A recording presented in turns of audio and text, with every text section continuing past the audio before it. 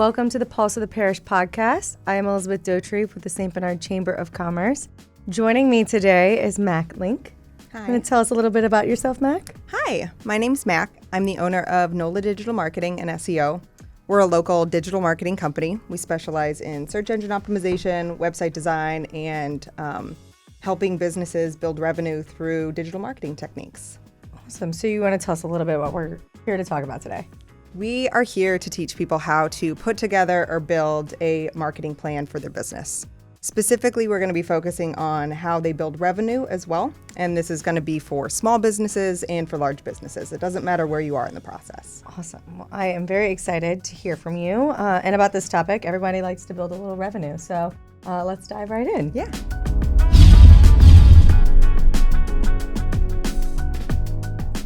We're going to dive right in today and talk about how to develop a solid marketing plan. Can you give us some tips and tricks and your expertise? I can get you started. Yeah. So it's a lot easier than you feel like it's going to be. So when businesses are looking at putting a plan together and choosing the different marketing techniques for their plan, we ask a few different questions. The first question that we ask is, what are their immediate needs? Do they need traffic right away, or is this a long-term plan for growth? The other question that we ask is, what is their budget and what is their capabilities? Is this something that they're looking to do themselves or outsource? And then if it's something that they're doing themselves, do they need to learn a new skill or do they need to hire a professional to do it? So we use that combination to build a plan and to say, how can this be scalable as well for the business owner? So for our smaller businesses that are within our community, they're wanting to get more traffic in their shops or to their websites, how would you suggest they start? So they may not have a big budget to really go all in, but they want to, begin marketing their business and getting their name out there. What do you suggest? Right. Some of the steps that are going to be useful to a small business owner that need immediate traffic and probably an immediate growth in revenue are going to be things like ads or things that bring in, or what we would kind of classify as a pay per action. So you have Google pay-per-click or Google local services, depending on what type of business you are. And then we also have email campaigns, and you can look at what is going to generate revenue right now. And that's usually some kind of ad program or sponsorship or social media marketing, something that's going to grab attention and really take an action on a conversion right then. And that's what we're looking for. So you would recommend, so the first step for them would be to identify what are their goals? What are they trying to accomplish here? So you write those down, you got your goals lined up, and then you move to the second step. Yes. And that is where you're identifying where you actually want to put your money. Is that correct? Right. Okay. Yes. Okay. So you say, what are my goals? What are my short-term and long-term goals? So what are my goals within a year? What are my goals within 5 years? When businesses look at goals, they usually say, I want to do something like increase revenue, but that's not always the case. It could be something like increase the amount I'm getting per each client and decrease the overall amount of clients. It can really range. Yeah. But right now we're saying, okay, we're going to put the immediate fires out, and how do we do that? When we're looking at the 1 to 5 point plan, I said the first step and the last step are always the same. Mm-hmm. So your first step in your marketing plan is always going to be your conversion page, how you make those conversions as a business owner. So you can have a website, you can have social media. It's just however you make that actual conversion. It can be a Google My Business page if you can't afford a website or you don't need a website.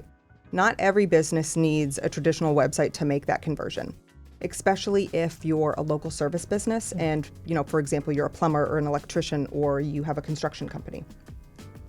Those all are capable of making conversions on a website or possibly from a Google My Business page. Mm-hmm. Some businesses like restaurants or other, e-commerce stores, sometimes their storefront could be something like social media because you can make purchases through there. So it's all about that journey to a conversion. So you take your ideal customer and you ask how they start from point A to point B, or the beginning point to a sale. So are they going to look for you on Google? So for example, say we have a plumber. They're going to go and they're probably going to have an immediate need at first, and they're going to say, I need a plumber near me, right? And they're going to go to Google because something has went wrong. And so they look on Google, they find your website or they find your business listing, and then they look at your details, and then they contact you via phone or via email.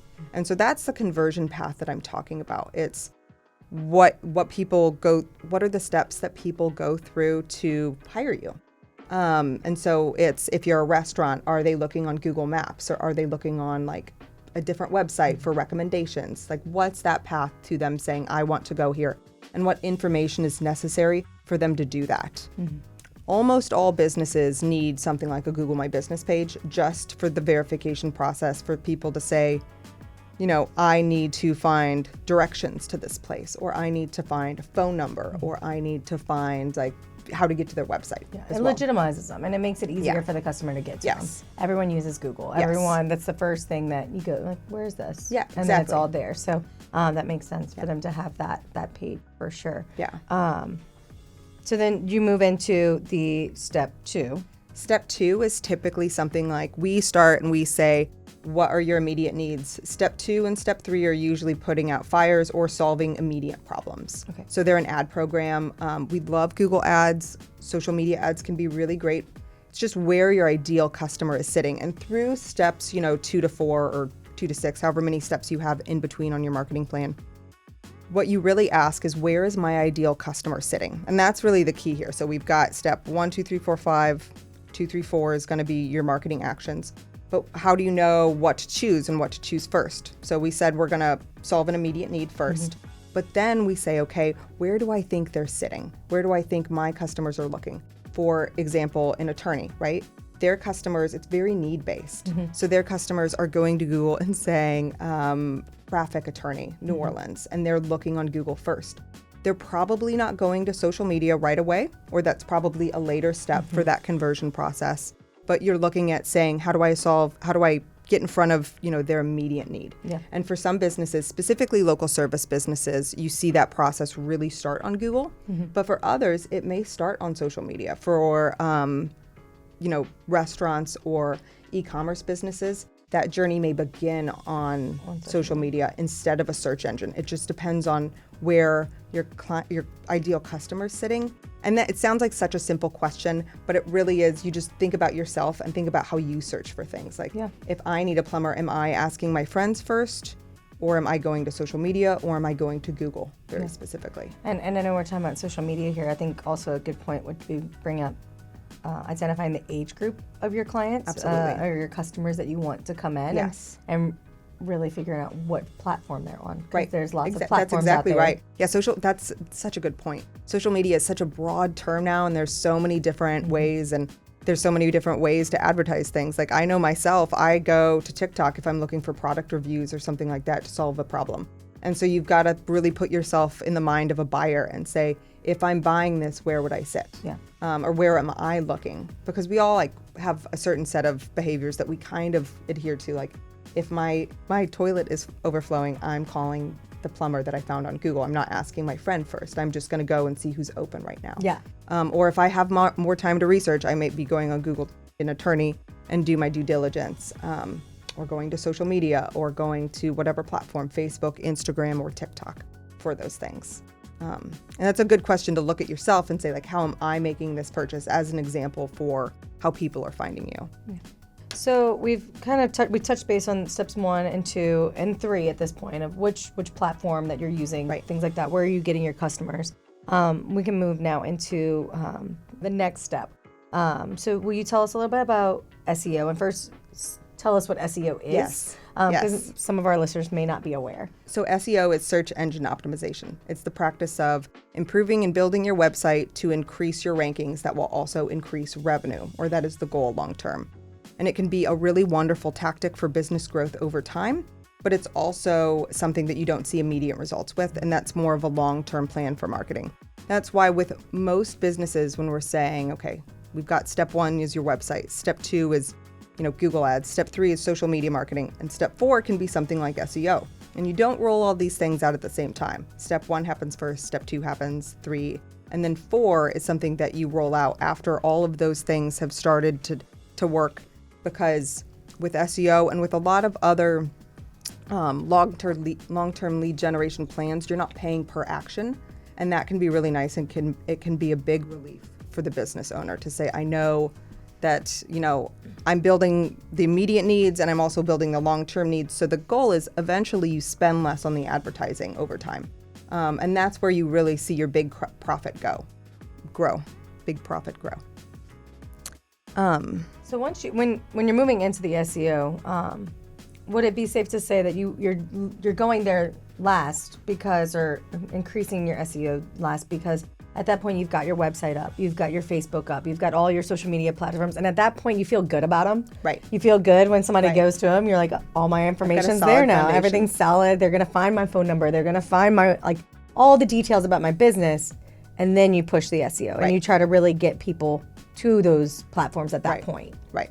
And they all really work together. That's the nice point is the best thing about SEO, and I love SEO so much because that's my area of expertise. It's not the perfect fit for every business, or sometimes it can be even an even later key. It just depends on what type of business you are and what you're offering, and again, how people find you. But it really is something that builds over time, and it doesn't look like marketing because SEO is really about building the interior of your website, the content on your website, how you network through your website and things like that. So it doesn't feel as forced as some other forms of advertising. But really the magic comes, it's not just one of these things, isn't just the silver bullet to your success. It's how your keys or how your digital marketing plan all works together. And that can be really helpful because they all work together. Your Google business listings and your Google ads can help improve your SEO performance because you're getting more traffic, and they all just really work to become a well-oiled machine. And if someone was going to want to increase their SEO, how would they go about that? What's the best way for them to learn more about it and learn how to actually implement it into their plan? Well, we really suggest starting off with, and I know it sounds very cliche because this is probably what everybody says, blogging. Adding content to your website, and this is the key. It's saying, I'm not just gonna, I don't know what, we have a lot of business owners that say, I just don't know what to write about when I'm blogging, or, we don't even need to call it blogging. We can just call it adding content to your website. The really important thing is staying around sales-centric terms or conversion-centric terms. That's a giant key if you're looking to do your own SEO. So you're focusing on, sales-centric terms or, topics that are, related to your revenue goals. So if you're an attorney and you're thinking about what do I write about or how do I add content to my site, right? You can answer really common questions like what to do in a traffic stop, or how to solve or what actions to take in a particular case or something like that. You just ask a question around revenue, or how much do attorneys cost, or what's the time that I need to put into this, or anything kind of around what people may be asking to take that journey to a sale, because that's what they're online Googling. They're online saying, like, how do I, get out of the speeding ticket, or how do I solve this problem? And you can say, I have some of these answers, but if you don't want to do them yourself, I am also here to provide those services. And that can be a great way to build content without getting lost. Yeah. So a lot of people think I just need to write content for content's sake, and it's really about writing content to answer questions to help make a sale. So that could seem a little daunting, some of our members, or just any business in general, because that sounds like work. Yeah. Like you're having to sit there and come up with questions and give the content for it.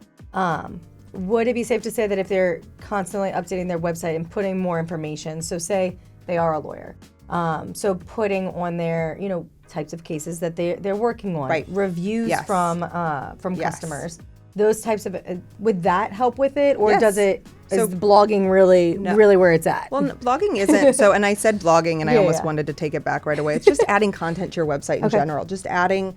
Google loves written word, and content can be lots of things. It can be images, it can be videos, but it loves written words on your website so much. And so take that video and get a transcript of it and put it on your website. And we're just really explain things. You can talk about a review or a case. It can be stories. It can be almost anything. And I say keep it sales-centric just because that's what keeps your content marketing plan really focused. And that's what SEO is over the long term. It's just really honing in your content and getting it out to people. Does it also help to update your website on a regular basis? It does, When I know some people, they make their website when they first start, and then they get really busy running a business, and then they kind of forget about it. Yeah. It's there, my information's there, they can call me and I'll update it, but does that where it kind of gets lost? It does, and it does for everybody. We always have to be reminded to update our own website and to add more, more blogs or more sales-centric terms or more information that people are looking for. So it can get really daunting, and it just gets lost in all of the other things that you have to do as a business owner. I think the best thing to do is just create a schedule. Content creation gets easier the more you do it. And the nice thing is, and I talked about this, was like the business marketing strategy that you put together. It's kind of a blueprint for success. So, and it all works together. So you have your SEO plan, and that's later, but you've already, developed some of your social media strategy. But the content that you're adding on your website can then become things that you put on social media because it's relevant to your business, and it's, important for all of those people to learn. We also talk about creating a great content rotation strategy. So this is where especially if you don't know what to write about, it gets really exhausting, and it's just one more thing you have to do as a business owner. You say, how do I make my old content work for me? And that becomes really important. So you've got all of this old content in your wheel that if you've, done any kind of strategy or made services page or made an about us page, and you're creating all of these other pages or blogs, and you're saying, oh, it just feels like I'm constantly having to create new content. It's really difficult. I love to take old content and say, let's rewrite this and let's push it in front of our new audiences, because people are always coming into your buying cycle and they're at the starting point. And you, on your content development strategy, are at the end of it. And you need to take that old content about like how to go back to basics and push it in front of the new people coming in. And that makes it not so exhausting to always feel like you have to write about something or you have to think of a new idea. That can be exhausting. Yeah. Saying like, I've got to think of another new idea. I just thought of one and now I've got to think of another. Yeah. It's not fun anymore. And I think that's really where people get stuck, is because they're like, this is overwhelming. I have to come up with new content on a daily basis or a weekly basis. I have to post here and here and here. So we've really kind of touched on most of the points. Will you give us what the last step is? I know we talked about first and last are the same, but let's round it out and then maybe get into some examples for us. Awesome. So the last step is always analytics and data review. So it's always last on the plan. Just like your first one is always going to be how you convert customers, like a website or a landing page, your last one is always going to be reviewing that data. There's lots of great free programs out there, like Google Analytics is completely free. It is a little bit of a pain to set up on your own website, but they have lots of how-to guides. But just looking at that data and how many people are coming in. Google, for their My Business profile, offers a really simple dashboard, and you say, okay, I know 300 people found me this month, and how many people made a phone call, and you kind of go from there and you measure that data. And you also say, how much money did I make, and how much money can I reasonably say came from these marketing efforts? This is not my area of expertise. Would it be able to see how they found you, what they were looking for specific, so that you can see whether or not what you're doing is beneficial, or if you need to shift your gears into this is what they're actually looking for?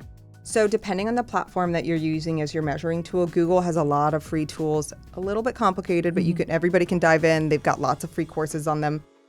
So if you can get past that initial fear and barrier of getting into Google products like Google Analytics and Google Search Console, they will tell you where somebody came from. They will tell you what search term they used to get to your website.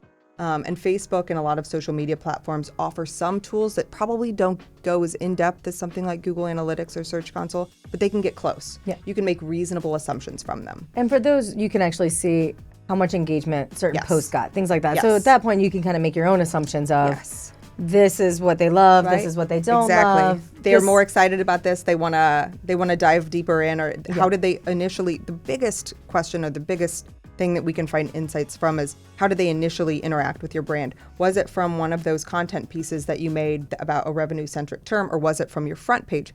It's usually from a really well-developed marketing plan. It usually isn't your front page. It's usually from a really honed-in term or something, a question that you answered for someone on your website. From a marketing standpoint, I know we're talking about building a marketing plan. Being that we are a small community, would you say that putting your face or putting familiar faces on your social media or on your website helps draw people to you, because you're putting a face behind the business and they can see you and they know that you're not just right. They know that it's local and it's people they know. So do you think that would help our businesses? Yeah, absolutely. People, this is always a giant barrier, and it was a giant barrier for me when I started my career as well. You always just get nervous about, not the what are people think, but the unknown of what people are going to think. And you really representing your business and being an advocate for it is great, because then people say, I know you and I trust you, so therefore I want to purchase your services, or at least like it's something that they can recognize as a reputable business. So yeah, that's a great idea. If you're marketing, saying at least putting a face behind the name and becoming relatable, telling a story or your story about your business is really wonderful, because everyone has their own unique stories, and people love storytelling marketing, like just listening to how others did it as well. And that can be really helpful. So that's a great example. Yeah, and I'm thinking of like, I mean, for attorneys, for example, you don't need them until you need them. Right. So, but when you need them, you're usually in a panic. Something bad has happened. So I think that marketing from that side can be really effective. Ahead of time, showing your face or talking about your business, how you got started, who's involved. And it's making it more of a lovey story behind it, of like, look at my company. I don't know if that's the word I want to call it, but you're making it more familiar. Absolutely. So when something bad does happen, you're thinking, well, I can call this person because I know them. Right. You may not actually know them, but you feel like you do. But you feel like you do, and there's that personal connection that you're trying to foster with that. And that can be really helpful. And how you do that, you can put videos on your social media profile, just introducing yourself, or on your website. Or, if you're a bigger firm, you can do TV commercials just saying, hello, here I am. If you guys need us, call me. And that can be a really great way to build a rapport through business. Like meet our team post, those kind of things. Like birthday posts for your staff members, things like that. Just make it more personal. To show that you're people as well. You're human as well. Everybody through this just needs a little bit of help, or needs like that personal connection. And that's a really great idea to foster that. Well, is there anything else? I know I kind of took it off track there. No, that's at the okay. end, but is there anything else that you want to leave us with? Any other key points you think they should know before we close it out? I'll just wrap up. So what I really want people to know is that building a marketing plan isn't that difficult. I know once you get into the nitty gritty, it becomes a little overwhelming, but you first say like, how do I convert them? And then you say, where do I think they are? Are they on social media? Are they on Google? How do I get on those platforms? And then from there you say, okay, what long-term plans do I need, and how do I take that action? And then you measure when you're done, and it can be really great. That's a great wrap up there. That really brings it all Brings it all together. It brings it all together, because I mean, it can be scary. It's definitely one of those things where you're like, I can't do that. I don't know how to do it. I don't know all of that, but just taking it step by step, I think will really help. And if you break it into what can I do, or what do I need to hire a professional for? Some things you can absolutely do yourself, like social media. Some of the Google Ads programs you can do, and some things you just maybe need a little guidance on as well, or maybe need professional help. So breaking it into those points too can be very, very helpful. And so you're not alone. You've got this big community out there to help you. So, well, thank you so much, Mac. Thank you guys for joining us for the Pulse of the Parish podcast.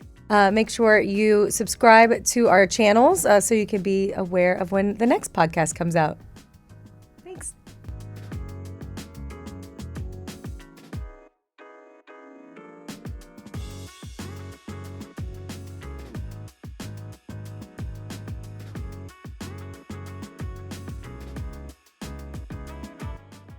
Is that a good wrap up? Okay.